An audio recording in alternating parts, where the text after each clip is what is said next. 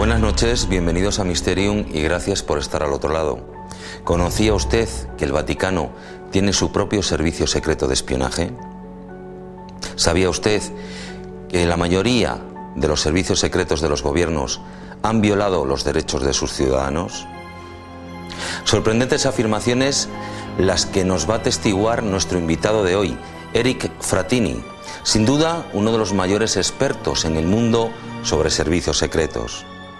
Y en nuestro reportaje de investigación, el equipo de Mysterium se ha desplazado a tierras abulenses para ahondar en la historia y leyenda de una enigmática virgen, la Virgen de Sonsoles, la patrona de Ávila. Tiene un enigmático origen y un desconcertante nombre: Son Soles. Y es que la aparición vino precedida de un extraño efecto lumínico. Pero aún hay más, porque de ella se cuentan sorprendentes milagros, y prueba de ello, de esa sobrenaturalidad, están los exvotos que se exponen en la propia ermita, y entre ellos dos sorprendentes: la maqueta de un barco y un cocodrilo disecado en una urna.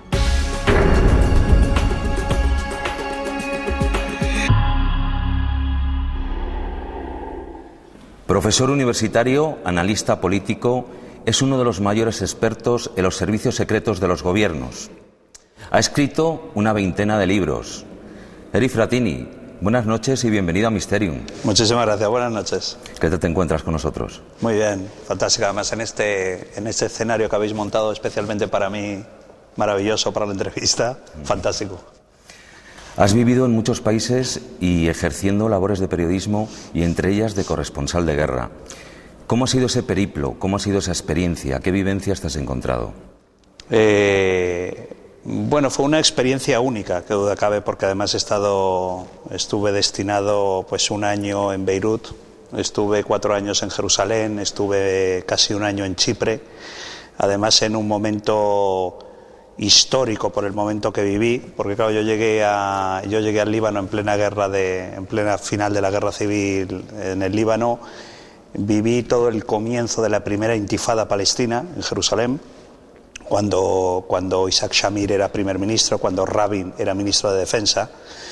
Y luego también, claro, pensar que yo llegué a la corresponsalía de Beirut con 24 años, creo que tenía 25 años, ahora tengo 46. Y claro, con 24 años siendo corresponsal además de un grupo, pues claro, yo llegué de corresponsal de la cadena SER, de Canal Plus y del diario El País, es decir, que iba con un medio muy importante a Oriente Medio, y entonces claro, eso te crea también una responsabilidad a la hora de la información que das. Y bueno, luego el trabajar como periodista en el extranjero, tú sabes que es muy complicado, según qué zonas trabajes, pues tienes que buscar tú mismo la fuente de información.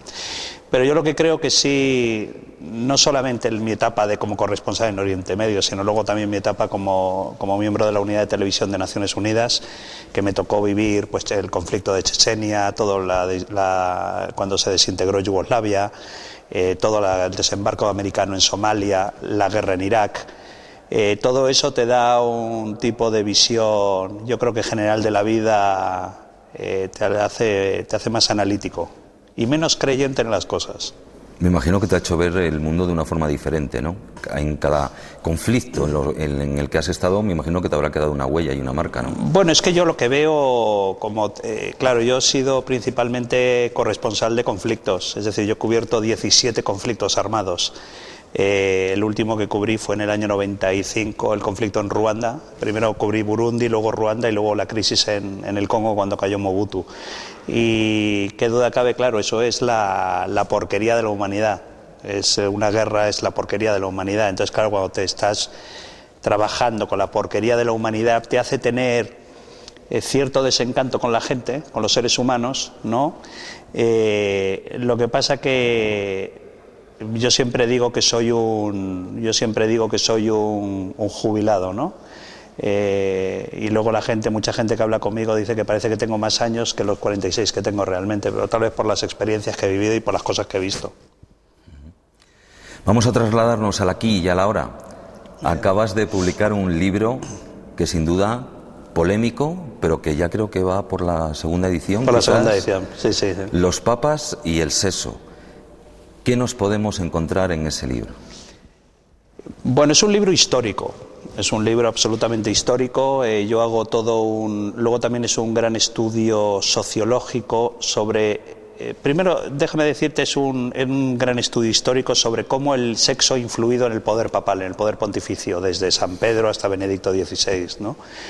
Luego yo creo también que a medida que yo lo iba escribiendo, descubrí que lo que realmente estaba escribiendo también era un gran estudio sociológico sobre cómo el sexo ha influido en el cristianismo, porque claro, los papas han sido los máximos dirigentes del catolicismo, y claro, cuando estás escribiendo de cómo ha influido el sexo en esos propios papas o cómo los papas tomaban medidas con respecto a cuestiones sexuales, con el famoso celibato, por ejemplo, pues te das cuenta que claro que es un gran estudio sociológico sobre lo que el sexo ha supuesto a la historia del cristianismo. Porque el celibato no ha sido siempre un dogma, ¿no? O una premisa impuesta a la Iglesia Católica, al principio no era así. No, hasta el siglo... Es decir, muchos papas, los primeros papas, por ejemplo, hasta el siglo IV, siglo V de nuestra era, tomaban medidas prohibiendo el celibato a los sacerdotes, a los religiosos, pero no como una cuestión de dogma de fe. Por ejemplo, se les exigía, ha habido papas, por ejemplo, que daban la opción a los religiosos que quisieran tener esposas, estar casados formalmente, como en la actualidad podemos estar cualquier persona casada, pero se les hacía pagar un impuesto especial al Vaticano, al Papa, si tú querías estar casado. ¿Qué pasa? Que luego aquello desembocó en una cierta etapa de descontrol en el siglo VI y siglo VII, hasta que llega el siglo XII con el Concilio de Letrán, principalmente el Concilio de Letrán I, y es cuando se empiezan a tomar las primeras medidas papales a favor del celibato. Es decir, pues se exige, por ejemplo, que los religiosos, los sacerdotes, pueden estar casados, pero los monjes no pueden estar casados. Se comienzan a tomar las primeras medidas y normas papales, por ejemplo, con respecto a la vida sexual dentro de los conventos y los monasterios. ¿Qué pasa? Que a partir de Letrán II y Letrán III, son los tres concilios que hay en Letrán, las normas se van endureciendo hasta que finalmente en Letrán III se exige absolutamente el celibato hasta nuestros días.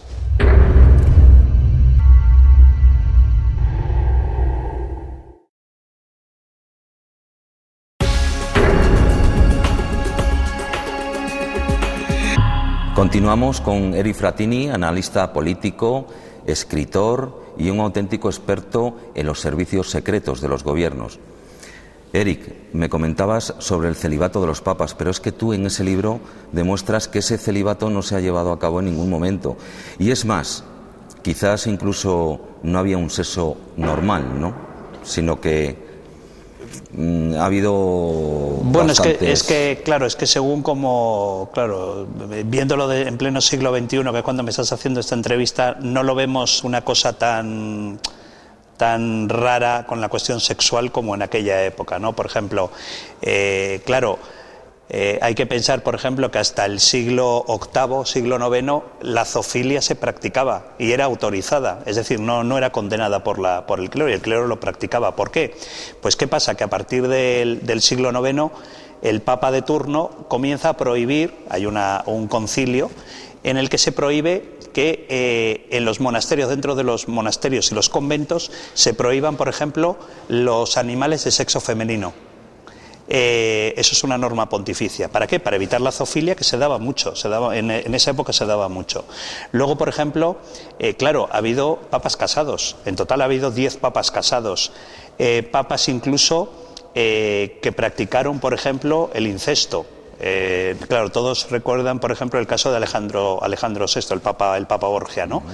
Con su hija, pero claro, hubo muchísimos más papas que practicaron el incesto. Yo cuento el caso, por ejemplo, del Papa Juan XII, que tuvo relaciones con su madre, con Marozia. Yo cuento, por ejemplo, la historia de esta mujer. Es una vida de novela tuvo esta mujer, porque esta mujer fue hija de papa, fue amante oficial de 4 papas, fue madre de papa, abuela de papa y bisabuela de papa. Y murió con 92 años en el castillo de San Angelo.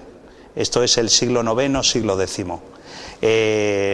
Relato, por ejemplo, el libro llega hasta Benedicto XVI, hasta el actual pontífice, y te cuento, por ejemplo, casos, relato todo el caso que destapó el famoso escándalo de la pederastia, de los abusos sexuales sobre niños en la iglesia estadounidense, la iglesia americana, ¿no? Esto fue un sacerdote que se llamaba John Giohan, era un protegido de Bernard Law, un cardenal muy cercano a Juan Pablo II, que se descubrió que había violado a 152 niños.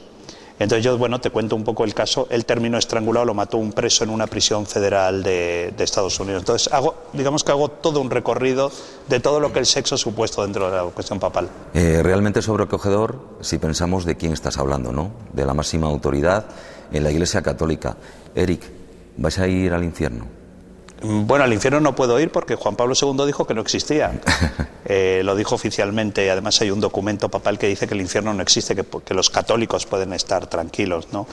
Yo, la verdad es que hay, no solamente con este libro de los papas y el sexo, sino con otros libros míos anteriores sobre el Vaticano, como el caso de los espías del Papa que escribí, o el caso de la Santa Alianza, la historia del espionaje papal, ¿no? Claro, mucha gente confunde mis textos con un tema religioso y claro, yo siempre digo, utilizo mucho la frase de Mark Twain. Tú sabes que Mark Twain decía que, dice, yo creo en Dios pero no creo en los hombres que dicen trabajar para él, y realmente yo de lo que hablo son de un Estado que es muy poderoso, que es el Estado Vaticano, y de verdaderos príncipes de la Iglesia que han sido los papas y que continúan siendo. Y ese Estado tan poderoso ha tenido y tiene su servicio de espionaje. Sí, así es. Ha tenido un servicio de espionaje, se funda en el año 1566, lo funda el Papa Pío V, principalmente para matar a Isabel de Inglaterra, que era la protestante Isabel de Inglaterra, y restaurar el catolicismo a través de María de Escocia, que era católica, restaurar el catolicismo algún día en Inglaterra. ¿Qué pasa? Que todo, digamos, una primera organización como espías pequeño se convirtió en una gran red de espionaje hasta la actualidad. Lo que pasa que creo que fue en el año 29, año 30, cuando la Santa Alianza cambió de nombre. Ahora se le conoce como la entidad, que es como se le conoce al Servicio Secreto Vaticano, y ha sido muy activo, incluso durante el pontificado de Juan Pablo II ha sido muy activo. Y ya que estamos hablando de servicios secretos y que tú eres un gran experto, otro de tus libros, CIA, Joyas de Familia, desclasificas una serie de documentos realmente sobrecogedores, ¿no? Porque hablan de abusos importantes. Sí, el libro Joyas de Familia realmente fue, primero si quieres te explico un poco lo que fue Joyas de Familia. Joyas de Familia fue un informe de 814 páginas cuando cae la administración de Richard Nixon. Llega Gerald Ford a la Casa Blanca, le pide a John Schlesinger, que era el nuevo director de la CIA, que por favor que le recopile en un dossier todas las operaciones que había hecho la CIA entre el año 59 y el año 73 y que violaban la Constitución de los Estados Unidos, la Constitución americana. Schlesinger redacta un memorándum, que aparece en el libro, aparece el memorándum de Schlesinger, ordenando a la División de Operaciones de la CIA que le reúna esas operaciones, digamos, que violaban la Constitución americana y que eran, digamos, trabajos sucios. ¿Qué pasa? Que al funcionario de turno que le encargan en la recopilación de esta serie de operaciones, recopila aproximadamente unas 217 operaciones encubiertas de la CIA. Y casi nada, ¿no? Casi nada. Sí, increíble. Y entonces le pone una nota que le dice: señor director, estas son nuestras joyas de familia. Y entonces, ¿qué pasa? Que el propio Schlesinger, cuando ve esa nota, define y bautiza ese informe como joyas de familia. En esas joyas de familia están pues todas las operaciones encubiertas que hizo, por ejemplo, Estados Unidos, desde la administración de Eisenhower hasta la administración de Nixon, pues por ejemplo para matar a jefes de Estado y de gobierno extranjeros. Yo cuento en el libro a todos los que mataron al general Schneider, que era el comandante en jefe de las fuerzas chilenas antes del golpe de Estado contra Allende, participaron en el asesinato de Patricio Lumumba, el primer ministro del Congo, participaron en el asesinato de Trujillo, el dictador de la República Dominicana, participaron en diferentes operaciones para intentar matar a Fidel Castro, que estas ya son operaciones más conocidas, pero por ejemplo hay operaciones que en los programas de misterio durante muchos años estuvo hablando de ella como algo que era como una leyenda urbana, Y esos documentos lo que han venido a demostrar es que realmente existieron esos experimentos, que fue la operación MK Ultra. La operación MK Ultra fue toda una operación montada por la CIA, desde la administración de Kennedy hasta la administración de Nixon, donde se utilizaron productos químicos como LSD, sustancias psicotrópicas, se utilizaron drogas traídas especialmente desde el Amazonas, principalmente para conseguir inyectarlas, suministrarlas a personas, a ciudadanos estadounidenses, ciudadanos americanos, para conseguir un interrogatorio perfecto. Pero por lo visto empezaron en hospitales psiquiátricos, pero luego ya pasaron a gente normal, gente civil, ¿no? Que no estaba internada en ningún centro, en ningún sitio. Sí, eso fue algo escalofriante. Empezaron principalmente con mendigos y con prostitutas. En el informe aparece, empezaron con mendigos y prostitutas, cuando se acabaron los mendigos y las prostitutas, siguieron con ciudadanos estadounidenses que estaban recluidos en instituciones mentales, hasta que fueron varias instituciones, participaron varias instituciones mentales estadounidenses, hasta que al presidente John Kennedy se le ocurrió, y a su fiscal general, que era su hermano Bobby, se les ocurrió que era mucho mejor trasladar todos ese tipo de experimentos de MK Ultra a Canadá. Y entonces a una institución mental muy famosa que hay en Canadá, perteneciente a una universidad, que son, digamos, los que me han facilitado a mí parte de la documentación del MK Ultra que yo publico en el libro. Además, el libro yo recomiendo a la gente que se lo lea porque verdaderamente es impresionante, y les recomiendo que lean la introducción que me escribió Jorge Dezcayar, que fue el director general de nuestro Centro Nacional de Inteligencia, y hace un gran estudio sobre cómo debe evolucionar la inteligencia en la democracia.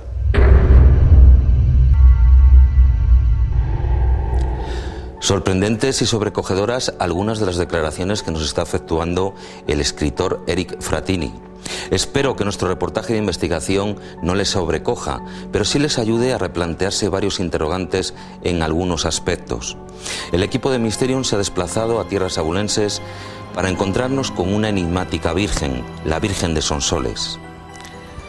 ¿Se han preguntado en alguna ocasión de dónde proviene ese extraño nombre? Sonsoles. Vamos a descubrirles las claves aquí en Mysterium, pero además vamos a mostrarles los sorprendentes milagros que se cuentan sobre esa efigie milagrosa, la patrona de Ávila.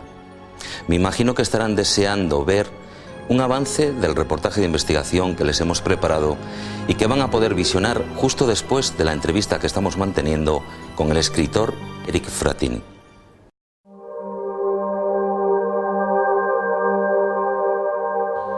Muchas de las apariciones marianas vienen a producirse rodeadas de extraños acontecimientos y fenómenos. Una gran luminosidad que precede a la aparición, baile de luceros en el cielo e incluso materialización de objetos y personas. En este caso, una mujer a quien se identifica con la Virgen, conforman el escenario de lo que puede dar lugar al culto de esta figura durante generaciones. Ya de por sí, es curiosa la similitud que guardan algunas de esas apariciones con algunos de los casos de avistamientos de objetos volantes no identificados, con la diferencia de que en estos últimos casos no se le aparece al testigo una figura femenina diciéndole que es la Virgen. Por todo lo demás, un calco. ¿Quiere decirnos esto que la interpretación de un fenómeno extraño depende en gran medida de la cultura y formación que tenga el testigo, así como de la época en la que se desenvuelven los acontecimientos? Así puede ser, no queriendo con ello decir que todas las apariciones de jerarquías celestes tengan que ser forzosamente explicadas por el mismo razonamiento. Son numerosos los casos repartidos a lo largo y ancho de nuestra geografía en los que algunas de las imágenes más veneradas recibieron su advocación por los efectos maravillosos con que se presentaron a los ojos de los testigos. Envueltos en un halo sobrenatural, reflejado en soles que danzan, auroras, destellos luminosos, relámpagos o extrañas bolas de luz.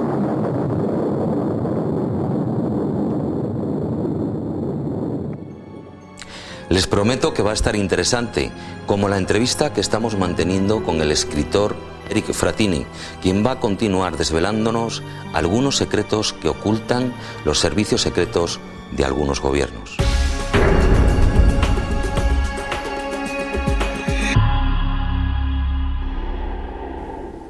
hace poco hemos visto un accidente, entre comillas, en Dubái por los servicios secretos israelíes, ¿no? Ese asesinato de un sobrino de un líder de Hamás o algo por el estilo. O sea que hoy en día seguimos igual, ¿verdad? Bueno, es que los israelíes, tú sabes que yo tengo escrito un libro sobre la unidad, sobre esa unidad. Esa unidad se llama Kidón, que en hebreo es bayoneta, significa bayoneta. Es una unidad que depende del Metzadá, la División de Operaciones Especiales del Mossad israelí. Esta unidad fue creada en el año 60, a finales del año 60, cuando secuestran a Adolf Eichmann, el criminal de guerra nazi, que lo secuestra una unidad especial y lo traslada a Israel para ser juzgado y ahorcado, lo condenan a muerte y lo ahorcan. Y a partir de ahí la unidad tiene tanto éxito que el primer ministro de turno, que era David Ben Gurión, ordena a su memuné, el director del Mossad, que era Isaac Hofi, le ordena crear una unidad estable de operaciones para asuntos húmedos. Asuntos húmedos son todas las operaciones, es un término utilizado en los servicios de inteligencia mundiales. Asuntos húmedos se trata de todos los temas relacionados con secuestros, asesinatos, ejecuciones. ¿Qué pasa? Esa unidad ha sido muy activa, han tenido también sus grandes fiascos. Por ejemplo, una operación que intentaron matar a uno de los líderes de Hamás en Jordania y los capturaron a todos durante la época de Benjamín Netanyahu, cuando gobernaba Benjamín Netanyahu, y han sido verdaderos maestros en el arte de ejecutar a enemigos del Estado de Israel. Ha habido casos, pues por ejemplo, yo en el libro cuento cómo mataron a Ahmed Yassin, el ingeniero. El ingeniero era el líder de Hamás que inventó los cinturones bomba para hacerse explotar dentro de los autobuses en Israel. A este hombre le introdujeron explosivo plástico en el teléfono móvil. Los israelíes estuvieron aproximadamente siguiéndole unos 4 meses hasta que Ahmed Yassin utilizó el teléfono móvil y le activaron el explosivo y le hicieron explotar la cabeza. O luego, por ejemplo, cuento cómo mataron a Abdelaziz Rantisi, otro líder de Hamás, que en su coche le colocaron un emisor, el Mossad, esta unidad, el Kidón, le introdujo un emisor en su coche y desde un helicóptero Apache de combate israelí le lanzó un misil y el misil impactó en el coche, matando a Abdelaziz Rantisi, que era el líder político, era el jefe político de Hamás. O sea que han sido muy hábiles a la hora de... O sea que para mí no es una sorpresa esta operación. Lo que pasa, Eric, que estamos mirando hacia afuera. Esas cosas en España no pasan. ¿O sí? ¿Como la operación Mengele era? Sí, así es. La operación Mengele fue una operación llevada a cabo por el CSIC, antes que fuera el Centro Nacional de Inteligencia. La operación Mengele fue una sustancia que inventó el Centro Nacional de Inteligencia, el CSIC entonces, con la idea de secuestrar a un líder del Grapo en Francia. Se intentó utilizar para eso. Esta sustancia la utilizaron para probar a ver si funcionaba, la utilizaron en mendigos españoles en las calles de Madrid, y parece ser que alguno de ellos murió, alguno de estos mendigos murió, y aquella operación se le llamó Operación Mengele. ¿Alguien pagó por ello o no? Bueno, es que los servicios secretos, tú sabes que se mueven en la sombra, ¿no? Se llega a decir que realmente los grandes aciertos de los servicios de inteligencia nunca se conocen y solo se conocen los fiascos que se han llevado. Déjame que te cuente una anécdota que me contó Jorge Dezcayar, sin que nadie nos vea ni nos escuche. Jorge Dezcayar, como era, para que la gente lo sepa, era el director general del Centro Nacional de Inteligencia durante todo el gobierno del Partido Popular. Y me contó una anécdota, un día almorzando juntos, es nuestro actual embajador en Washington, Jorge Dezcayar, y él me cuenta que un día le llega un jefe de un servicio de inteligencia aliado de España y le dice: oye Jorge, hemos detectado en un piso franco a un comando terrorista y queremos saber a ver si nos podéis prestar ese aparatito que tiene el Centro Nacional de Inteligencia para hacer volar a la gente. Entonces Jorge le dice: bueno, pero ¿para qué queréis ese aparato? ¿No es mucho mejor detener a la gente, presentarla ante un juez, que sean condenados y sean recluidos en una prisión? Y sacarle información. Y sacarles información. Y entonces que me lo cuenta Jorge Dezcayar, contándome la anécdota, me dice que el jefe del servicio de inteligencia dice: hombre Jorge, es que eso es carísimo. Entonces, claro, ahora lo que tú te debes plantear es qué miedo. El Centro Nacional de Inteligencia tiene un aparato para eso. Claro. Pues sí, sí que lo tiene, claro. Ya, y está anteponiendo intereses económicos a vidas humanas. Bueno, es que cuando se lucha contra el terrorismo, no sé si debería decirlo en un medio de comunicación, a veces,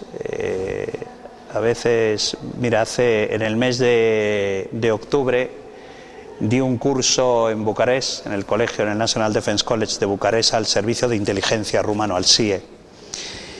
Y claro, una de las cuestiones que se planteaba es que, claro, un país nuevo que se incorpora a la Unión Europea tiene que asimilar toda la legislación de derechos humanos de la Unión Europea. Entonces, claro, yo les explicaba que el servicio de inteligencia rumano actual, claro, son herederos del servicio de inteligencia de Ceausescu, ¿no? De la Securitate. Entonces, claro, que ahora ellos tenían que replantearse su mentalidad. En vez de convertirse, de haber sido un aparato represor del pueblo rumano, a convertirse en un defensor de la seguridad del pueblo rumano, ¿no? Como servicio de inteligencia. Y claro, yo les planteaba una cuestión, les di un curso que se llamaba Servicios de Inteligencia y Democracia. Entonces yo tenía como 400 miembros de los servicios de inteligencia rumanos y yo les planteé una pregunta muy curiosa. Les dije, bueno, ustedes saben toda la legislación que yo les he explicado, la legislación europea con respecto a servicios de inteligencia, cómo deben actuar mediante un control judicial, pero claro, yo les planteo lo siguiente. Ustedes detienen a un comando terrorista que saben que han colocado un explosivo en un centro comercial donde pueden morir civiles si ustedes no consiguen la información. ¿Qué harían? El 99% de los presentes dijeron que le arrancarían los ojos hasta que les dijese dónde estaba el explosivo, a pesar de la charla que yo les di sobre seguridad, servicios de inteligencia y democracia. Es decir, que cuando tú tienes que combatir contra células terroristas, en este caso de Al-Qaeda, islámicas, donde están preparados para ser absorbidos por una sociedad occidental, que son muy difíciles de detectar, que se financian mediante sistemas que son muy difíciles de detectar por parte de fuerzas de seguridad. Es decir, tú o utilizas, digamos que te intentas poner a su nivel para intentar capturar la información para que no haya un atentado en un país occidental, o es muy difícil, es muy complicado. Muy poca gente lo sabe, porque no ha salido en los medios de comunicación. Hace aproximadamente 8 meses el BND, el servicio de inteligencia alemán, detectó dos células islámicas que iban a poner una bomba en 2 trenes de cercanías, en 2 trenes de alta velocidad en Múnich. Y aquello no salió, no se ha conocido por el gran público. ¿Por qué? Porque fueron detectados todos y detenidos, ¿no? Aquello fue un caso famoso dentro de los servicios de inteligencia porque se dijo que el BND había detectado a un miembro de esa célula en el Cairo, lo habían detenido, lo habían interrogado, lo habían detenido entre comillas porque no pueden detenerlo, lo habían detenido, lo habían llevado a un piso franco en el Cairo y parece ser que habían conseguido la información mediante torturas contra al detenido, ¿no? al secuestrado, porque realmente lo que hicieron fue secuestrarlo. Claro, aquello impidió un gran atentado en un tren de alta velocidad en Múnich. ¿Hasta qué punto hicieron bien o no hicieron bien? Nunca se sabe. Sin duda, uno de los exvotos más sorprendentes que van a poder encontrar en la ermita de Sonsoles es un cocodrilo disecado en una urna. Les prometo que en nuestro reportaje de investigación vamos a desvelarles su secreto y la extraña leyenda que le envuelve. Pero no es solamente este caso el que existe en Castilla y León de reptiles en las iglesias. Prueba de ello es la anaconda gigante que podemos encontrar en la iglesia de Santa María la Real de Nieva, en la provincia de Segovia. Cuenta la leyenda que un pastor se fue al servicio militar. Mientras era joven, la serpiente, mientras era una cría, la amamantaba con leche. Al irse, lo que hizo fue atacar a varias personas. Tuvo que ser un cazador quien, encomendándose a la Virgen de la Soterraña, abatiese a ese reptil. Leyenda similar la podemos encontrar también en Zamora capital, en la ermita de la Virgen del Camino. Allí, justo en la puerta se encuentra una gigantesca boa de 6 metros y con una leyenda muy similar. También fue esta vez un pastor el que batió a ese animal porque atacaba a las personas. Pero es que en la localidad vallisoletana de Medina de Rioseco encontramos en la iglesia de Santa María la piel de un caimán. Cuenta la leyenda que también tuvo que abatirle en esta ocasión un preso porque nadie se atrevía, a cambio de recuperar su libertad. Y no es un caso único. En la colegiata de Berlanga también encontramos un caimán disecado.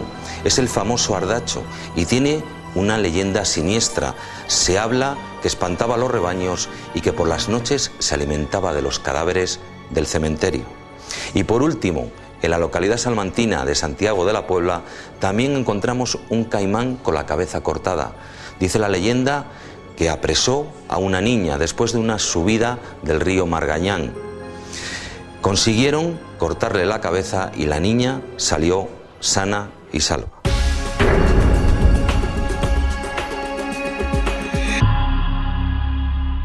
No me resisto, Eric, a preguntarte por último, ¿de dónde sacas esta información y si has sido alguna vez amenazado? Pues mira, la información, tú sabes que yo, porque me conoces bien, tú sabes que yo estoy jubilado del periodismo, ya no ejerzo el periodismo, tengo alguna colaboración en programas de Radio Nacional de España, alguna colaboración en 4, pero yo digamos que el periodismo ya no lo ejerzo, ¿no? Ahora me dedico a escribir libros. Claro, eso me provoca. Soy profesor en academias policiales, en la Academia de Ávila, de la Policía, en la Academia de Valdemoro, de Guardia Civil, en la Academia de Arcaute, de la Archancha, en la Academia de los Mossos de Escuadra. Claro, ¿eso qué hace? Que ahora yo estoy del otro lado. Entonces, claro, es muy curioso porque hace poco he tenido un almuerzo con generales de la Guardia Civil, donde estaba el general jefe del Servicio de Información, el jefe de la UCO, de la Unidad Central Operativa de Guardia Civil, con miembros del Servicio de Inteligencia colombiano, con miembros de la Guardia Nacional de Venezuela, de Chávez. Y claro, yo le decía, es increíble la cantidad de columnas de periódico que sacaría yo con esta comida. Y claro, un general me dijo, claro, Eric, pero si supiéramos que tú eres periodista no estarías en esta comida.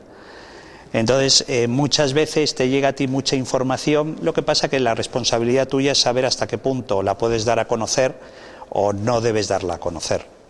¿Y sobre el tema de las amenazas que te preguntaba? Pues mira, yo solamente sufrí una amenaza más o menos que me provocó que tuve que cambiar mi sistema de vida durante la investigación del 11M, del 11 de marzo del atentado en Madrid, en los trenes de Atocha, porque no se sabe por qué el Servicio de Información de Guardia Civil detectó en la casa de un hermano de uno de los miembros de la célula que luego se inmoló en el piso de Leganés, en un papel encontró mi nombre y mi dirección. No se sabe por qué, no se sabe si le había gustado leer mis libros o no se sabe por qué. Y durante ese tiempo la Guardia Civil me dijo que tenía que cambiar mi sistema de vida. Tenía que procurar no hacer el mismo recorrido, no recoger a mi hijo en el colegio, no almorzar en los mismos restaurantes donde almuerzo siempre. Y eso, la verdad, que no llevando escolta o no yendo armado, pues hombre, es una incomodidad. La verdad que respeto mucho más, fíjate, desde entonces respeto mucho más a la gente que lleva escolta. Porque digo, caray, es que yo que no llevaba escolta y solamente por una amenaza, una supuesta amenaza, porque no fue una amenaza, por un papel que encontraron mi nombre y mi dirección en un piso del hermano de un terrorista y me obligó a cambiar mi vida absolutamente. Eric Frattini, ha sido un placer el compartir contigo, el escuchar tus argumentos, tus reflexiones. Muchas gracias por habernos acompañado en Muchísimas gracias a vosotros. Mysterium. Ha sido un placer. Gracias. Y a ustedes decirles que hubo una persona que dijo una frase, Jesús de Nazaret, la verdad os hará libres.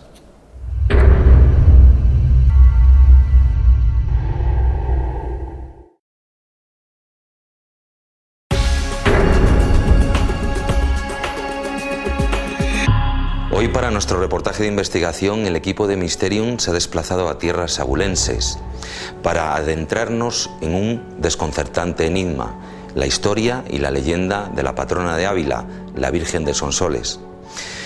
Fue a través de una aparición donde proviene su enigmático nombre, un efecto lumínico sorprendente y como vamos a demostrarles hay cantidad de apariciones marianas con ese mismo tipo de efectos lumínicos en el cielo y que algunos investigadores califican que son calcados a la aparición de objetos volantes no identificados. Pero además hay una sorprendente historia detrás de esta Virgen, esos milagros sobrenaturales que se la atribuyen, y como prueba fehaciente de esa sobrenaturalidad están los esbotos que podemos encontrar en la ermita, y entre ellos la maqueta de un barco y un cocodrilo disecado.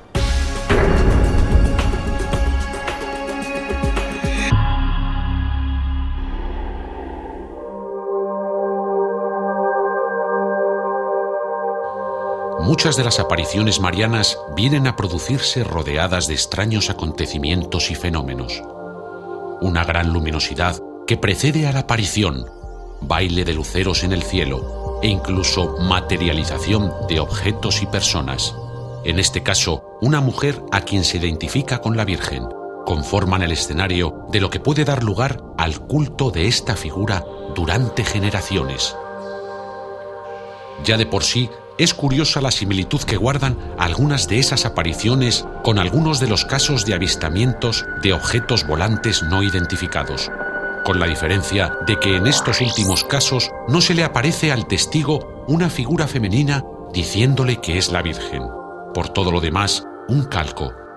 ¿Quiere decirnos esto que la interpretación de un fenómeno extraño depende en gran medida de la cultura y formación que tenga el testigo, así como de la época en la que se desenvuelven los acontecimientos? Así puede ser, no queriendo con ello decir que todas las apariciones de jerarquías celestes tengan que ser forzosamente explicadas por el mismo razonamiento.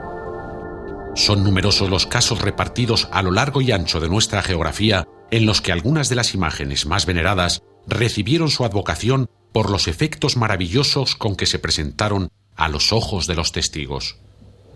Envueltos en un halo sobrenatural, reflejado en soles que danzan, auroras, destellos luminosos, relámpagos o extrañas bolas de luz. Uno de los casos más singulares es el de la patrona de Ávila, la Virgen de Sonsoles, una figura que acapara en sí misma un halo de misterio, un origen incierto, un enigmático nombre y una cantidad de milagros que para sí quisieran santos de mayor renombre.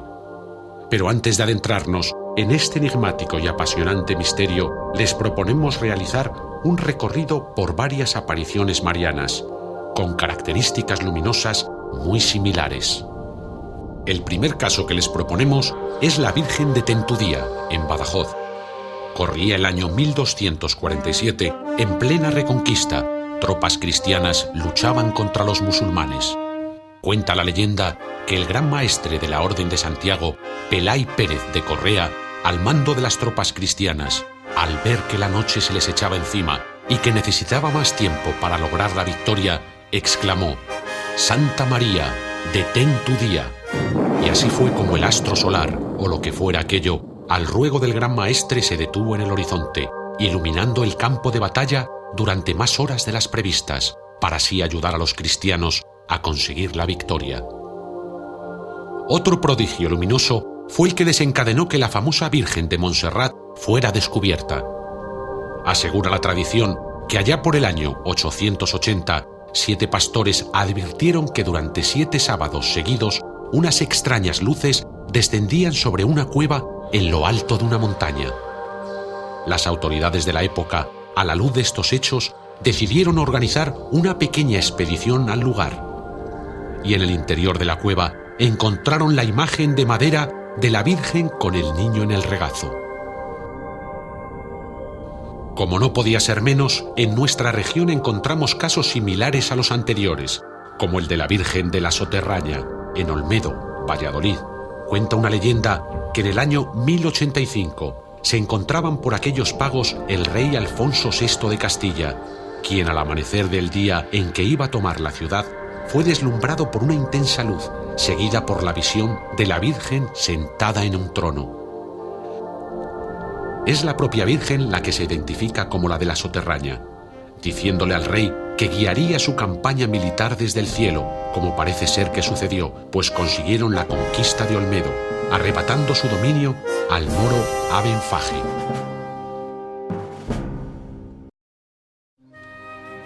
A tan solo 4 kilómetros de Ávila se encuentra, situada en un paraje privilegiado por la belleza de su entorno, conocido como Serranillos, la ermita de Nuestra Señora de Sonsoles. Dos versiones son las que circulan intentando explicar el misterioso origen del nombre de la Virgen.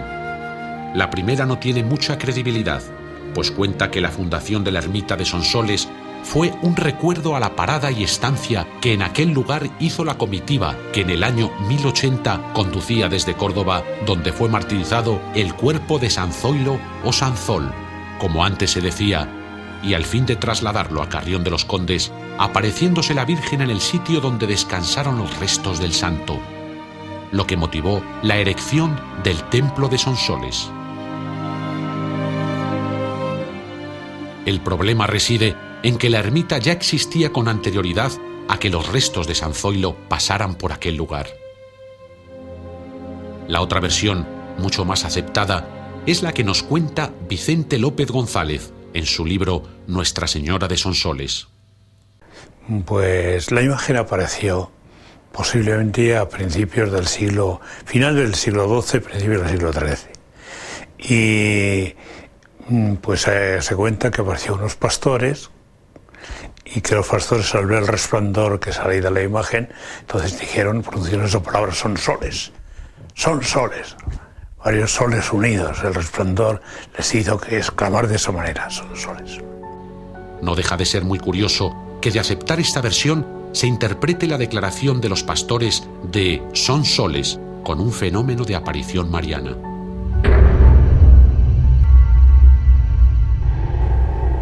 Estamos mostrándoles las distintas hipótesis que se barajan sobre ese sorprendente nombre, Sonsoles. Podrían ser que tuvieran que ver que los restos de San Zoilo descansaron allí, o quizás esa enigmática aparición a los pastores y que comentaron Sonsoles. Les hemos mostrado que hay distintas advocaciones marianas con esos similares y sorprendentes efectos lumínicos en los cielos. Pero aún hay más. Vamos a descubrirles los sorprendentes milagros que se cuentan de esta efigie. Y como prueba de esos sorprendentes milagros están los esvotos que ahora sí van a poder ver dentro de la ermita.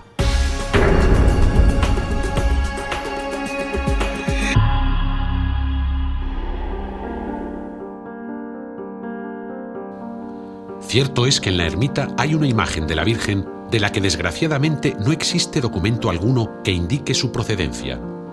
Bueno, la Virgen es la que apareció, pues fue la pequeña, que llamamos una virgencita pequeña que hay, está en la sacristía, la veréis, podéis verla después. Esa fue la primera la que apareció, entre unos matorrales aquí de estos. Esto era un lugar de árboles, de una arboleda pequeña, y había matorrales, todo eso. Estaban lugares para esconder una imagen muy a propósito de ello, ¿no? Y apareció pequeña. Pero esa como era muy pequeña, cuando pasó el tiempo para los actos que había litúrgicos, procesiones, etcétera, era tan pequeña que quisieron hacer una reproducción mayor, que es la que está ahora. Y la hicieron enseguida. En ese mismo día, en el siglo XVI, ya se hicieron esa imagen. Pero no sabemos cuándo, ni tenemos tampoco constancia de quién la hizo. Hay imágenes del tiempo apostólico. Quiere decirse que la actual no es esa, pero quiere decir que hubo otras imágenes anteriores que posiblemente pues vienen desde que se inicia el culto cristiano en Ávila. Y esa en concreto, pues es una imagen que, según Fernández Valencia, es una imagen que es de finales del 12, principio del 13. Y esas sí las características que dan de ellas son románicas, como son las iglesias de esa época. Y esa es la que se conserva en la actualidad. Luego hay otra imagen pequeñita, cuyo origen no se sabe, y dicen que era la primitiva, pero vamos, realmente no hay documentación sobre eso, que está en el camarín no en el camarín, sino en la sacristía. No menos enigmáticos son los milagros que se le atribuyen, y como prueba de ello, y para dar fe de los testimonios, nos encontramos con que dentro de la ermita existe un peculiar museo situado en el camarín que recoge numerosos exvotos, como piernas y manos de cera, muletas, bastones, numerosas fotografías e incluso mortajas. aunque quizás uno de los más llamativos sea la réplica de un barco que cuelga del techo de la ermita. Otra sorpresa mayúscula es el cocodrilo disecado alojado en una urna que podemos encontrar en el interior de la ermita. Porque en concreto en el esboto muchas veces está expresada la protección, el género de protección, de bendición de la Virgen. Y los esbotos han estado allí.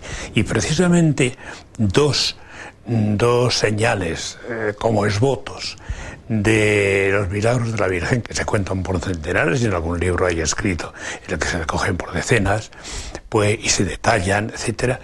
Hay dos que están en los murales de la Capilla Mayor. Si os habéis fijado, en un lado está pues un naufragio y en otro un caimán, que además se conserva allí, pues dicen que disecado, etcétera, el caimán. Bueno, eso pues son dos esbotos de dos grandes acontecimientos.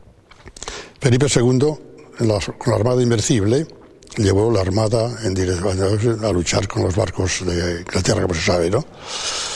Entonces, uno de los barcos, sabemos que la Armada Invencible desapareció porque la tempestad llenó, al fin, fue la que hizo que los barcos españoles sobraran todos ellos en aguas de Inglaterra. Pero hubo uno que se encomendó a la Virgen de Sonsoles y salió ileso y pudo regresar a tierra firme. Ese es el del barco. El del cocodrilo era cuando las amazonerías, el descubrimiento de América, un caballero pasaba por uno de aquellos lugares que había de la Amazonía y montando el caballo, se le salió de uno de los charcos que llevaban en la tierra, salió un caimán. Se iba a lanzar el barco, él se encomendó a la Virgen de Sonsoles y pudo con el sable matar el caimán. Ese lo embalsamaron después y lo trajeron, que es el que se ha conservado aquí. Pero aún existen muchos milagros, y algunos desde luego sorprendentes. Un milagro reconocido por el obispado es el ocurrido el 20 de noviembre de 1658. Ese día, a las 5 de la tarde, don Juan de Antonio Morante sufrió un accidente al volcar el coche de caballos en el que viajaba. Como consecuencia del suceso, sus piernas quedaron aplastadas con mayor daño, si cabe, en su pierna derecha. Tienen ambas piernas grandes contusiones, cardenales y dislocaciones de las rodillas, que ocasionaban tales dolores que casi llega a faltarle el aliento y a desmayarse. Pese a los cuidados médicos, el joven no mejoraba, llegando a creársele una callosidad en los huesos dislocados que le provocó tumores sin solución médica. A pesar de su lamentable estado, el enfermo se empeñó en que lo llevaran a visitar a la Virgen de Sonsoles el día 11 de febrero de 1659. Una vez allí, y ante terceros testigos, que después declararían ante las autoridades eclesiásticas, se produjo el milagro de su curación. Hay otros episodios sorprendentes de los milagros efectuados por la patrona de Ávila, como el caso que tuvo lugar en 1623 en la Villa de Madrid. Fernando Ferrer, un abulense que se encontraba en aquellas tierras, fue víctima de un atraco. Mientras le disparaban, se encomendó a la Virgen saliendo ileso del percance. Posteriormente, acudió a la ermita para dar las gracias, llevando consigo un retrato con la fecha en la que le ocurrieron los hechos. En 1635, ante una sequía de importancia, el Cabildo de la ciudad de Toledo acude al de Ávila para que saquen en rogativa a la milagrosa Virgen. Sí, eso es mucho en siglos anteriores. Ahora hace mucho tiempo ya que no se hacen, pero antiguamente se solían hacer siempre que había épocas de sequía. La gente, el pueblo, buscaba la protección de la Virgen y efectivamente se hacía una rogativa, se llevaba la imagen de la Virgen a la catedral, ahí se hacía una novena y en esos 9 días era precisamente los que la gente dedicaba a pedir a la Virgen que derramara el agua suficiente para los campos, que era lo que buscaba. Y normalmente pues siempre se atendía, la Virgen atendía y normalmente siempre había la lluvia. Bueno, es que el milagro propiamente es una curación que naturalmente no tiene explicación. Es decir, tenemos un cáncer Y ese cáncer se puede curar por tratamientos. Pero cuando ese cáncer a ti te detectan hoy, te pide la intervención de la Virgen, y en ese momento o al día siguiente se inicia la curación y de forma irreversible, incluso se produce de una manera instantánea, eso humanamente no tiene explicación. Esa es la intervención milagrosa propiamente. Hay numerosos milagros recogidos, entre ellos el que se habla de la resurrección de un niño en 1660, o el curioso caso de un tal Diego Alonso, a quien le atacó una mula mordiéndole en el brazo por el doloroso espacio de un cuarto de hora, hasta que, viendo que nadie venía en su ayuda, invocó a la Virgen soltando el jumento en ese momento. O el ocurrido en 1662, en el que una familia fue salvada del hundimiento del techo de su casa sin apenas rasguños después de que la milagrosa Virgen intercediera por ellos. Avanzando en el tiempo, encontramos en el camarín una escopeta como recuerdo de los hechos ocurridos en 1879, cuando el arma estalló en manos de su dueño, Nicasio Medrano, saliendo ileso del percance, o el traje medio carbonizado por un rayo que cayó en 1849 sobre la persona de Cipriano Sánchez. Aseguran los lugareños que los milagros siguen sucediendo hoy en día, y prueba de ello son las fotografías de vehículos destrozados que se encuentran en el insólito Museo de la Ermita, dando testimonio de que salieron ilesos de los mismos. Intersección de la Virgen, suerte o casualidad en algunos de los casos, o es que la fe de los propios devotos puede realmente mover montañas y realizar hechos sorprendentes.